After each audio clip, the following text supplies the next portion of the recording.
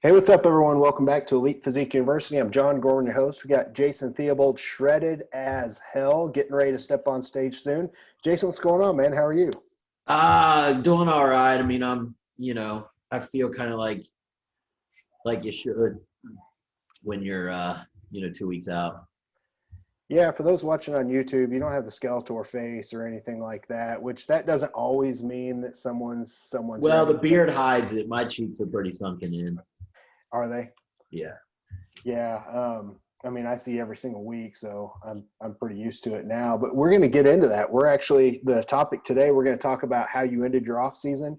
We're going to talk about your prep, the first week, which is kind of exciting, and then we're going to fast forward to you being you're what in the 2 to 3 week out range from your first Yeah. show. So we're just going to let everybody know what's going on there. But first of all, man, we've got some cool stuff to let everybody know. We have our dates solidified. I'm going to put a link in the show notes for anyone listening.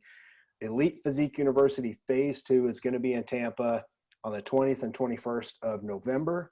And we brought Dr. Bill Campbell in to speak with us on both days. So you're going to give two presentations. I'm going to give two, and Bill's going to give two. And real quick, I'll highlight the two that I'm giving and Bill is giving. Bill's going to talk about rapid fat loss and does it cause muscle loss. So he's got a lot of research that he's done on that in the lab at USF.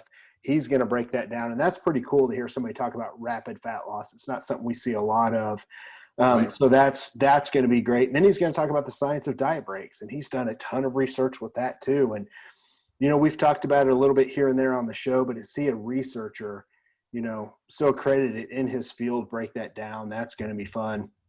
I'm going to talk about advanced muscle building strategies. And there's a lot of stuff that I have my athletes do and a lot of stuff I've researched that I'm going to talk about that you just don't hear put out very often. So advanced muscle building tactics and techniques. And then I'm going to talk about understanding insulin sensitivity and cortisol's impact on calories in versus calories out. And that's something I've never got to speak on. We've kind of broke it down here on the show in multiple podcasts, but to actually put it together in one giant episode or one giant PowerPoint is going to be cool. And then Jason, talk to us about yours. You've got one. So I'm Go gonna ahead. do. I had my hormonal adaptations presentation. Where I talk about basically hormonal dysfunction and metabolic adaptations and kind of like how you walk someone through that from lifestyle changes, de-stressing them, supplementation, flushing them. Right. And this is part two. Now someone's healthy. How do you maneuver in and out of diet and getting their body where they want without putting them back into the same situation because they're a little more prone now that they've experienced that. And so this is part two. I'm also going to do kind of a deep dive into PCOS, like what is it? How do you find it on labs? Many times it's misdiagnosed as hypothalamic amenorrhea. And then it's like, now that you've found it, what lifestyle changes do you make for the client? What do you do with diet? What supplements do you take? What do you do with training? I'm going to show you all the lifestyle changes plus supplementation plus, all of it. So.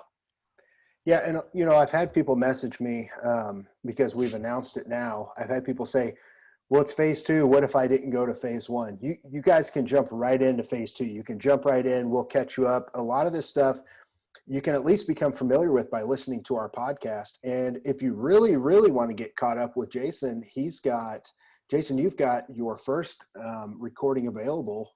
Yep. It's at a discounted price. Yes. You can get Hormones Part 1, right? You get part 1. I can send you literally the PowerPoint, the recording, the lab, and the desk reference that you get free, which kind of shows you optimal ranges that you can print out and put at your desk for $250. So it's a good value. I don't advertise it a ton. I should, but yeah, people can hit me up and I can get that out to them really easy. Yeah, but for those of you, you can get caught up. Just listen to the podcast. See a lot of our material. We'll catch you up. You'll be good to go to jump right into phase 2. Don't worry about that. And we do have a live recording option to where you can buy tickets to watch it live. If you can't travel in, we're going to have that as well. It costs a little bit more, but we want to make it free to or fair to our people that are going to show up and travel and stuff like that. So this is going to be a big event, man. I know this will be the biggest one that we've done. So don't hesitate to get your tickets, guys. It's in the show notes here. And then I'm going to go ahead and crack this now because today it was a pretty good day for us. We announced that Cliff Wilson has come on board Fat Muscle Project as a sponsored coach, but he's also helped develop supplements. So he's hard at work on a couple of them right now. But man, that's a good deal for Fat Muscle to have a coach the caliber of Cliff, who's definitely one of the top people in the sport, to be able to be on our team, man. So that's pretty cool. That's it for me, man, on all the new stuff. Let's go ahead and get into your prep. Okay. We're just going to go down the list here. Here, I've got some questions for you. Let me pull it back up in just a second. So let's go ahead and talk about your goal this season, and let's talk about when the date and the first show is. So go ahead and knock those out. Well, I mean, at this point, putting yourself through all this at this age, I mean, my goal is to win. I'd like to qualify for an Olympia. These guys just keep getting better, though, man. I'm watching, and they're really good. I don't know what's going to happen, but I'm just trying to put my best foot forward, like you do in any prep, and see where it shakes out. But I mean, the ultimate goal would be to win and qualify for the Olympia. I'm not sure I'm a points kind of chasing guy. Prep's just not as enticing as it used to be, if I'm being honest. I enjoy fine dining and having a little wine here and there, and I don't know. So I'm not gonna be one of those guys that chases points. I don't see it happening. So I have the first show is September 25th. There's a Kentucky Pro October 16th, which is 3 weeks later. I was looking hopefully to do something closer, but I don't think it's going to happen. And then there's the Hurricane October 25th if I really want to hang on. But we'll just knock one out at a time and see how I'm feeling, how it's going. But those are the dates. When's the Olympia? I don't know that off the top of my head. I should have looked it up. I think it's October 7th, but I could be wrong. I'm sorry. I think we broke up a little bit. When's the day of the Olympia? Do you know? It might be October 7th, but I could be wrong. Okay, gotcha. Yeah, it's one of those things, man. We're super excited to kind of see if your physique is definitely – this to me is by far your all-time best. I remember when you made that big jump, when your physique really took off in 2016, when you won your pro card. And then, for me, man, really kind of the last year, your physique has really taken off. What do you attribute that to? Is there any specific key thing? And I know this wasn't in our show notes. It's just me wondering here as a friend. I mean, without getting into too much personal stuff, there was, kind of people holding me back and, just didn't want me to bodybuild. And, now I have a little bit more support. And so I've been able to kind of focus, but, even though I feel like I have made improvements, I haven't had a real off season in many years. Right. And, I was moving, the divorce. I was on my shit in terms of food, but I still didn't have this off season where I pushed my weight up. I kind of got to decide if I really need to do that. Right. We'll see. But, I think I've just been able to focus more and just kind of do bodybuilding without feeling guilty about it. I definitely get it, man. I definitely get it. And I know that you're in a good place, and it reflects in your physique. You send me your pictures, the posts you make on social. I'm pretty excited about. Let's go back in time just a little bit to the end of July. So we're into September now. Let's go back to July when you ended your off season. Yep. What were your macros like, and what was your weight like? Let's go ahead and start there. I was probably only getting 200 grams of protein. Not a big protein guy. I bloat. I was only getting 200 grams of protein, but I was probably getting 550 grams of carbs. And I'd say 300 plus with a pre-interim post. Fats were probably around 60, 70, somewhere around there. I always build out a diet, but I'll pick this fat or, I kind of sub and this and that. So when I say about, I mean, it's, it's about. I know my physique well, and I can see if something I'm doing is accumulating fat or not, working in the direction I need it. So they were pretty high. I don't know what that calorie is, but Right. I think it's over 3,000. So, and the carbs were high. Is that something that you find too? Is, I'll see people go middle of the road on carbs, middle of the road on fats. I've noticed more people just respond better if they're going to go ahead and go up on carbs, drop the fats. If they're going to go up on fats, drop the carbs. I just haven't seen a lot of people do good middle of the road as far as how they feel. What are your thoughts on that? So if I could diet anyway and not have my hormones impacted, it would be lower fat even year round. I stay leaner, less bloat, but my SHBG tanks, like tanks. And then that affects other areas of your life. And so I don't like it. So I generally put about 50 or 60 grams of fat in these days. And, that still works pretty good. But like I said, I would prefer to go lower. And if someone isn't impacted and they're on HRT and they want to stay lean, like if they're more of a carb processor, more ecto, meso, they'll probably stay leaner, keeping the fats lower. But, you got to see what kind of hormonal impact that's having to you. Yeah, totally agree. Let's talk about the first steps that you really did with that first week. But before we get into that, because you had a pretty big drop the first week of 7 pounds. I'm kind of excited for you to talk about that for our listeners. Going back though, did you do anything to clean up insulin sensitivity before you started the official prep August 1? No, because it was okay. Even You're on in a good 500 spot. carbs, I was in a good spot. I was lean. Insulin sensitivity was decent. I'm never a guy that's going to be giving you 70s on a glucometer, and it's just it's not my thing. Type 2 diabetes does run in the family. But I was lean, good pumps. I didn't check it, but I didn't feel it was anything that, had to be cleaned up per se. But, the first week I dropped from 550 carbs to about 300, I think, somewhere around there. Yeah. And lowered my fats big time down to like 20. So I dropped, like you said, 7 pounds, like really fast. And so I think that also speaks to the fact that my insulin sensitivity was pretty good too. Yeah. So I wasn't testing it actively, and I didn't feel like there was any signs of anything needing to be reset. Yeah, and that for our listeners that aren't familiar with that, cleaning up insulin sensitivity before you start a prep, I've got to give Jason props here. We did an old podcast on the TNT podcast back in the first form days. It's probably been like 4 years ago at this point. It was like 2016, 2017. And you brought up this idea that you had been doing, and you're really the first one ever that I know that ever came up with this. And since then, I do it all the time now. You talked about cleaning up insulin sensitivity before someone starts a prep. And what that means is, I've had athletes where they've had 3-year off seasons and they're just pounding carbs and having a free meal or two and like doing all the things that we think are right to grow. But the problem is their insulin receptors take such a beating for those years.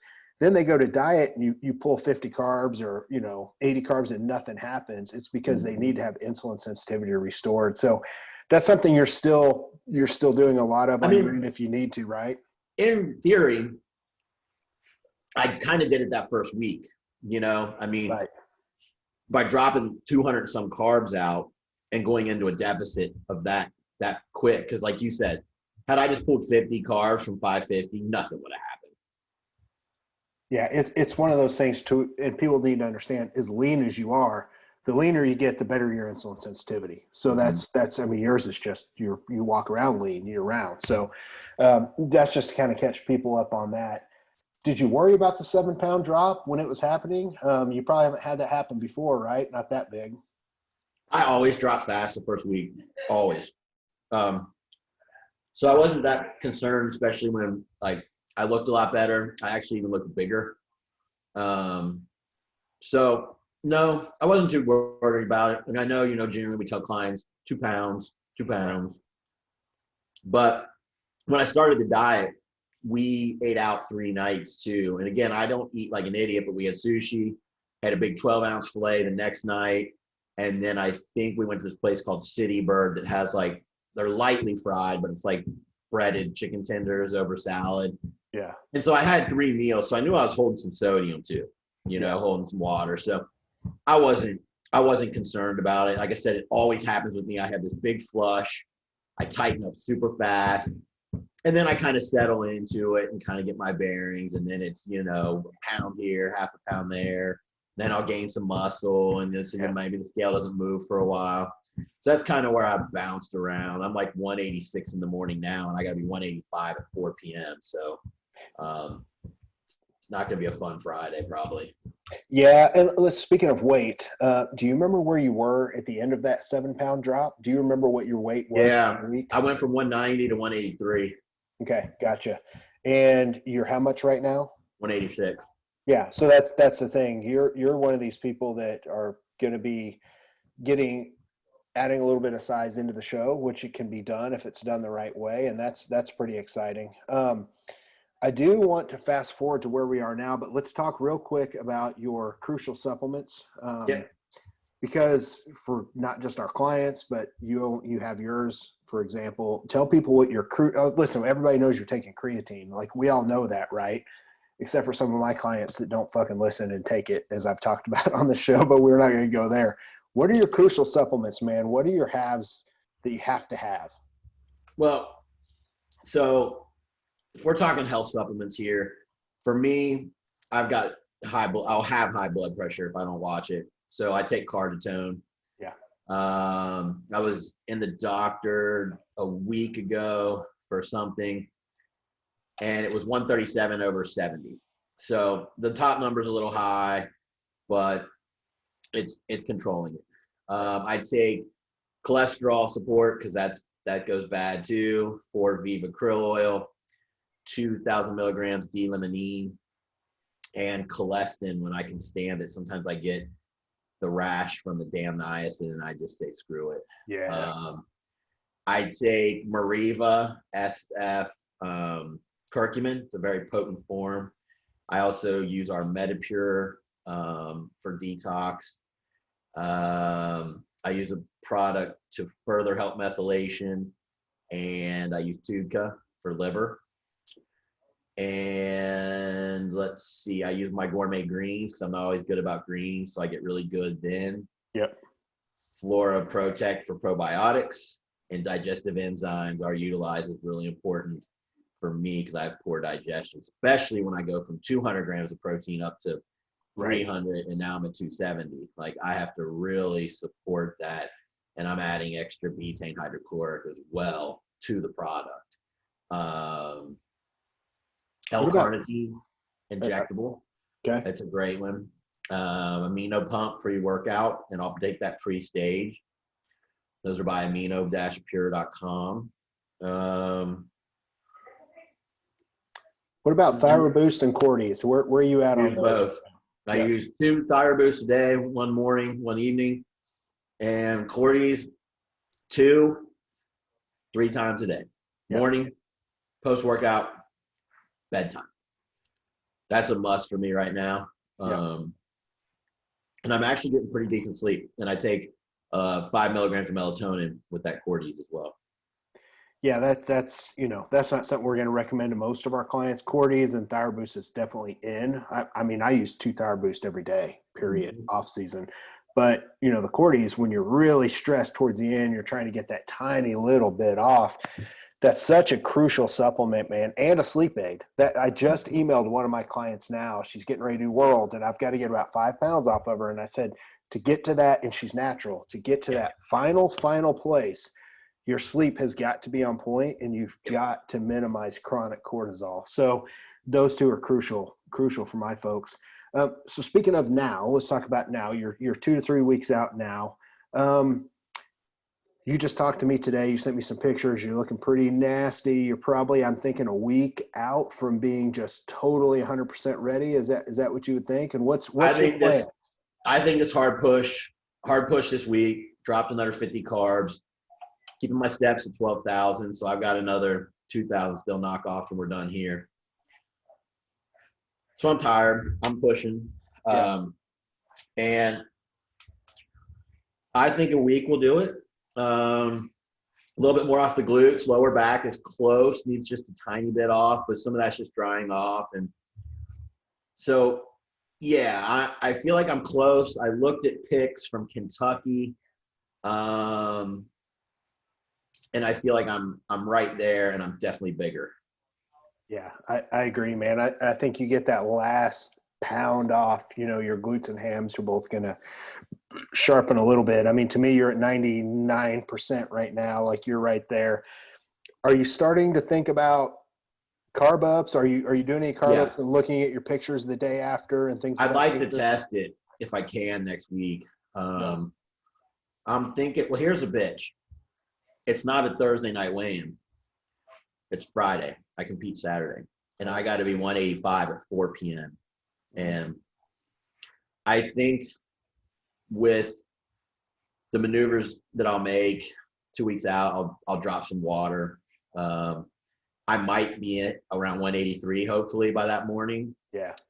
And then I'll have 2 pounds to play with. And what I was planning on doing was eating just protein or ISO perfect because it doesn't bloat me at all, Right. and just some almond butter as needed, and watch my water. But that'll at least fill, the intramuscular triglycerides, because you need that too to fill out. So I'll take care of the fat, and then I can just get the carbs in fast without having to use as much fat, and just load carbs into the evening. If I have to get up, at night and wake up every 2 hours, that's what I'll do. Yeah. But, I figure if I get about 80 grams of fat in, 400 carbs, I won't have to go like super hard on the carbs if I use a moderate fat approach. At least that's the way it worked for the Kentucky, and I look pretty good. So Yeah. if I had it in perfect world, I probably would start in the morning, keep water super high, keep salt in, and do about 600, 700 carbs. Yep. But I think if I try to load that from 4 p.m. on in, it might be a bad deal for my digestion. So I'm Yeah. thinking get 90 fats in the morning as long as my weight is holding, rehydrate after, hit the sodium, 400 carbs or so, finish the rest off in the morning with a couple meals. I think I'd go on around 11. And that should be plenty of time to get 2 good meals in. Yeah, and you've done that 1,000 times with clients that have to make weight on a Friday for a Saturday show. I have as Yep. well. I know I like to elect to do the same thing you did. I always have them hit some high glycemic carbs right out of the gate, some Gatorade, and maybe a little bit of dextrose thrown in so they hydrate. They get salt and water in. Maybe the first 100, 150 carbs, they're just immediately in the muscle. And then, food that's good on digestion. So, yeah, man, I'm excited for you. I know you'll nail it. You've done this a gazillion times. Let's see, Saturday will be what, 2 weeks out will be this Saturday. When are you going to fly in? Thursday night Okay. or Thursday sometime. Yeah. Are you somebody that ever holds from flying? I know there's a lot of people listening. Usually not really. I mean, I hear people talk about their ankles swelling, and I don't have any of that problem. The only time I see that with clients, I always have them keep their water pretty high when they fly anyway, just as a cautionary thing to do.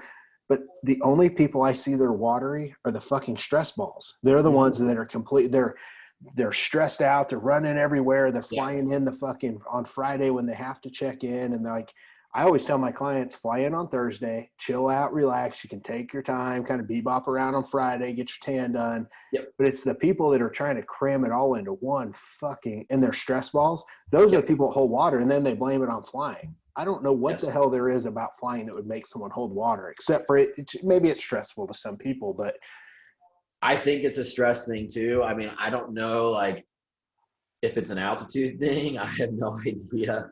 doesn't make sense to me. It's never really affected me. No, I've never had it affect my clients ever. So, all right, man. Well, we are going to drop some information too in the show notes. You guys check that out. We've got all the links. If you guys want to email Jason to get one of his presentations on metabolic adaptations and hormonal dysfunction, our emails are both in the show notes. You can hit us up with any topics you want. We'll do another Q&A soon, and then we will catch up with Jason soon around his show so we can kind of see what's going on, and then we'll do a recap too. So a couple more episodes that'll kind of revolve around this. So what do you got going on the rest of the night, man? You just going to chill out and relax, or what? Well, I got 2,000 steps to get in, and I think we might need to get to Kroger to have a little food for the weekend. without having to mess with it then. So just stuff like that. But I'm pretty much done for the night. I do have a new client, but I think I'm going to take it easy. Yeah, I'm right there with you, man. All right, guys, we will see you soon. Make sure you check out the show notes. We're super excited to see everyone at the next seminar in Tampa. For myself Definitely. and Jason, we're out of here. See you guys. Yeah.